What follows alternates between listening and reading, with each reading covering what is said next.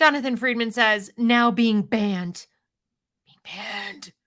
These books, he says, are being banned from Utah's public library, or Utah's school libraries. Now, what's fascinating is it says, removed from, the PEN America says, they're being removed from the libraries, plural, of Utah's largest school district, after an internal library audit determined that they contain sensitive material under a new law and do not have literary merit. Now, that's not fair to say. Many of these books, they're not parsing it. There's a list of 52 books. The truth is not that. The truth is some of these books were located in school libraries way out of their age appropriateness. Some of these books were not of literary merit, according to the people choosing. And some of these books were about sensitive adult topics that shouldn't have been in a public school library, period. Because these are public school students. They are minors. They are minors. The oldest child in there might be 18 just. So the vast majority of these students are captive audience. It's a public school district, taxpayer funded, and they are minor children. Now, one of them, I can't go through every book. There's 52. But you can go do your own homework and you can find out that Utah, they're taking this district and they're taking Utah, and then they want you to conjure up images of, Latter-day Saints, and it's probably because they're prudes, whatever. They want you to stereotype and be a bigot and all these other things instead of actually doing your homework and making them define the word banned. He says banned. They said being removed. Is being removed from a public school library the same as banning a book? Could a parent who actively wanted their child, for example, to read Queer, the Ultimate LGBTQ Guide for Teens, could they go on Amazon and buy it? Go to the public library and take it out if it were there? Could they? Yes, they could. Okay? So they're not banned. They're, like I said about how I wouldn't have a problem with this being removed from a middle school library, they're being removed. Removed. For a variety of reasons, you'd have to look at each individual one of the 52 to figure out why. The better question is, why were they in there in the first place? Now let's take a look at one of them. Do you see the book, This Book is Gay? See that one? Let's take a look at This Book is Gay. This Book is Gay is currently, right now, on the shelves of the middle school library right here in my city. 7th graders can go get this book. This Book is Gay. Here's a picture from just open up to page 200. What do we see in addition to a little diagram of a naked male? Here is a diagram of a cisgender boy. First of all, we're introducing the term cisgender, which a whole lot of people, myself included, reject. That is a controversial term. It is not a fact. We are now in a middle school. The middle school child picks this up even as an individual, but definitely if it's just sitting up there where it's read to them or something. And they think cisgender is this accepted term that, it's like science. It's just like boy, just like male. No, it's not. There are a lot of us that see that term and just go, ew. That's no. There is a male and a female. This is a male. This is not a cisgendered anything. Cis is a slur as far as a lot of people are concerned. Again, I am one of them. So we have that. We just have a first, right out of the gate, we have a term that is like, whoa. Okay? If you're also a boy, you're probably aware which parts feel nice when you touch them. But here's a rough guide.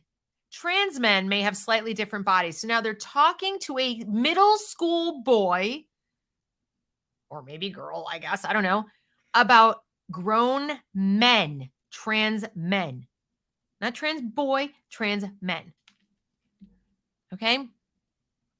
Then, whoops, sorry, much too far. It starts giving instructions on how to have sex.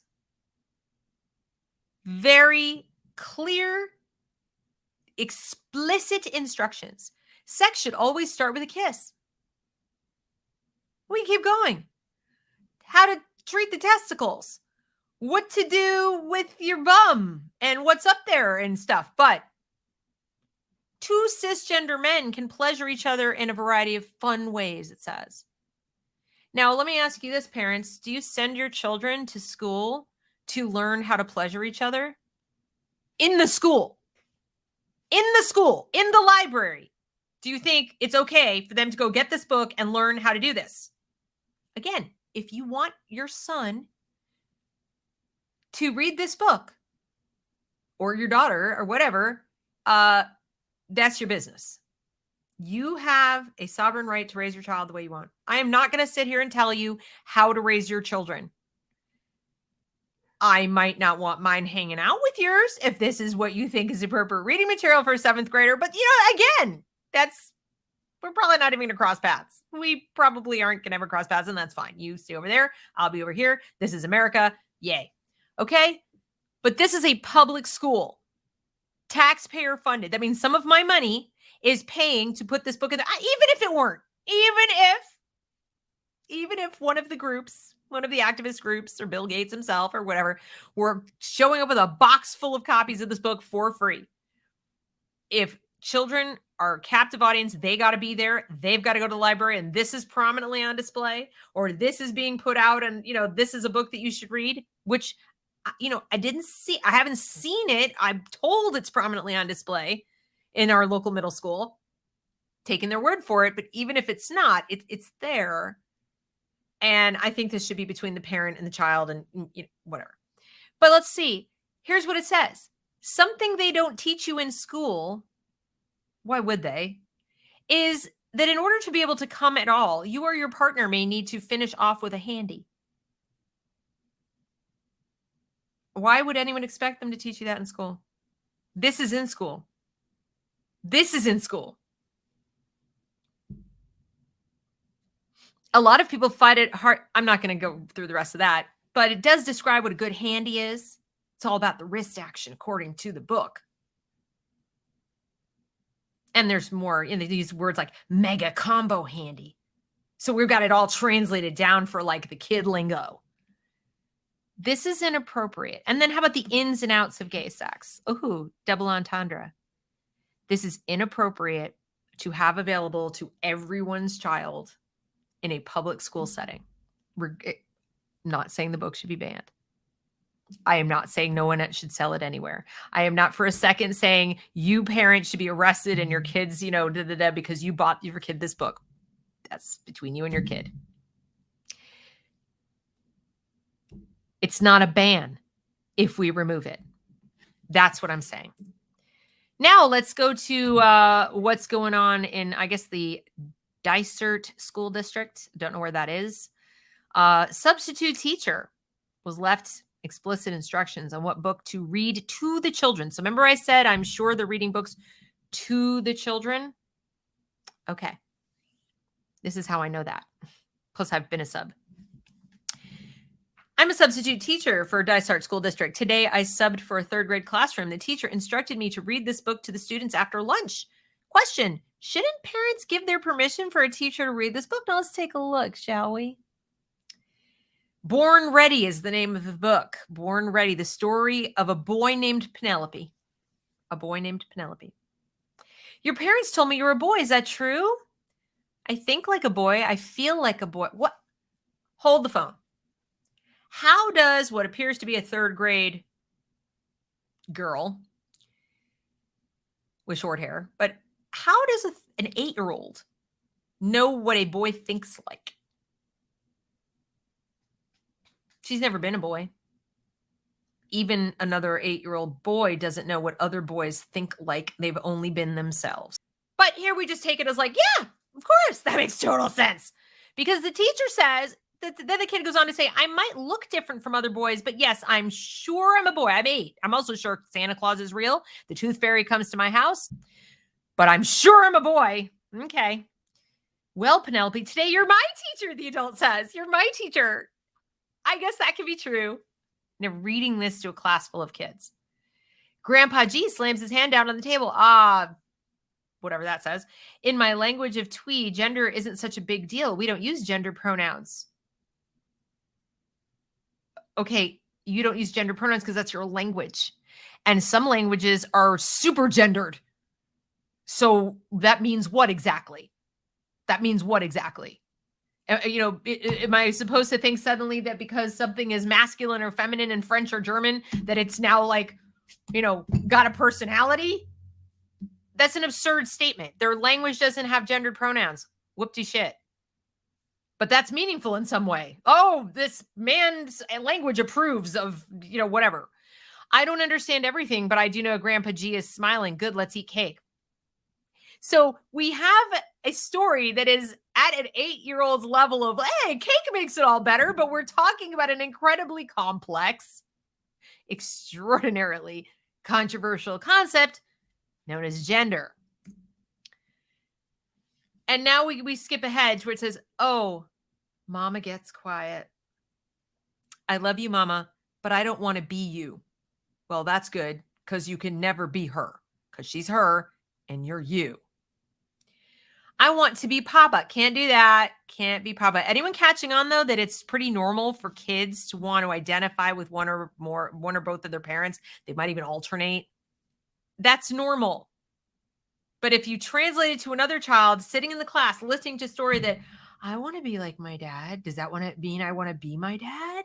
I want to be like my mom, says the little boy who's with mom most of the time. Maybe I want to be mom.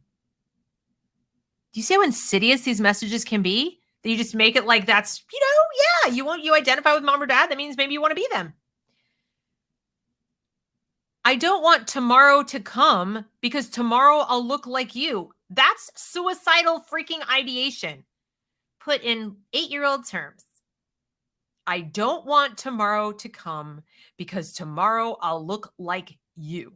Please help me, Mama. Help me be a boy. And this is where the responsible parent would step in and say, I can't do that, honey. Tomorrow will come and you'll be fine. And as uncomfortable as you feel right now, you'll get through it. Let me tuck you in. Let's read a story. Okay. Maybe we'll go read a story about girls who like to do things that are traditionally boys do. Let's read about Amelia Earhart. Let's read about, who else? Who else was a very powerful woman who did sort of masculine things? Let's go find some books about people just like you. My little gender nonconforming daughter. But mom doesn't go, okay, honey, I will indulge your 8-year-old fantasy and medicalize you. But apparently that's exactly what the author of this book does, because Jodi Patterson is the author of The Bold World, a memoir of family and transformation, was Family Circle magazine's Family Circle most influential mom in 2018. Jodi is also the chair of the Human Rights Campaign Foundation board. If you go look into Human Rights Campaign Foundation, you will find a treasure trove of agenda-driven stuff about children and trans ideology. She's the mother of 5 children, 2 of whom are self-proclaimed gender nonconformist, one transgender and another gender queer. Jodi raises her family in Brooklyn, New York. I'm shocked. Okay. So when parents go and they say, we want a book like this removed from the school library, again, not a ban. We want it removed because we think, especially since you're having the substitute teacher or the teacher, that matter, or the librarian, read it aloud to the children. So they're not even reading it themselves. That means the person reading it, if I do a read loud, I do the voices, I do, whatever. The kids have questions, I answer the questions, and they're counting on it happening here too.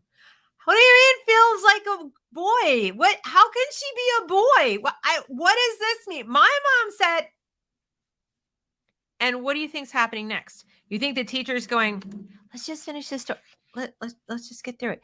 Or do you think this teacher's saying, yeah, I know, that seems kind of whack. What do you guys think? Yeah, I don't know. Okay. Probably not. More like it's like, yes, this is true. And if you like boy things, you might be a boy too. And yes, anyone can be whatever they want to be. That's exactly what's happening. So it's not even just they want it inaccessible to the child. They want it inaccessible to the teacher. Because the teacher is going to be like this teacher. Well, Penelope, you're my teacher.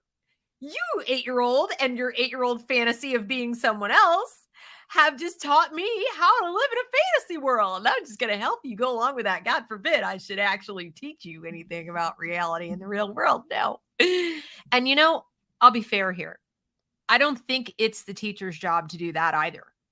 In other words, I don't think it would be let's say you had a little 8-year-old kid who's Jody's kid, goes to school, says, I'm trans, I'm this, I'm that, whatever. Okay, nice to meet you. Mm-hmm. Moving on. That's it. That's it. Especially if the parent knows about it. Parent knows about it. Parent's on board. Parent wants this. Parent's raising the kid to be like this. None of my business. I can disagree with it till the cows come home. I personally think it's abusive to concretize delusion in an 8-year-old child. So I would be very, very uncomfortable. I'm not sure what I would do in that situation. I probably would hope I'd have the stones to quit rather than affirm an 8-year-old girl claiming to be a boy. At most, if I had to keep my job, I probably would just refer to Penelope as Penelope. That's all I would do. Because Penelope doesn't seem too keen to change her name, just that she's dressed like a boy or whatever. So I would just say Penelope, and I'd leave the pronouns out of it. But I don't think it's right to turn it into a concrete, that which is delusion. And I would steer very clear of the topic to the best of my ability. And if the other kids started saying, I don't get it, what are just like Penelope's Penelope? Just be kind to Penelope. That's all you need to know. And I would drop it. I'm not going to sit there and tell all the other mothers' children they have to accept that this is reality or true. I'm not going to get into this conversation. I wouldn't read this book. I would not pull this book off the shelf and read it to my third grade class. I'd be reading anything. I'd be reading freaking Charlotte's Web as a read aloud. I wouldn't be reading this. But there are teachers who will. There are teachers who are going to be encouraged to, in fact, required to get their, equity cred and their DEI cred and all that. And that is why many parents want books like this removed from the library, because we don't trust teachers' judgment anymore. We have seen too many TikTok teachers talk to children and brag about it, about sex, about their sex life, about their gender, and present to our children as fact that which is not fact, that which is their opinion. It would be like a teacher presenting their religion to our children. We don't want that either. We don't want that either, which is why there are no Bibles and prayer books and other things in the public school library. It's not because we're worried the little kid's going to go in the library and pick the prayer book and start reading it. It's because we don't want the teacher thinking that's an approved piece of material to go back to the classroom and sit and read from like it's the truth for everybody. Well, that's exactly what this is. It's not scientific truth. This is an opinion.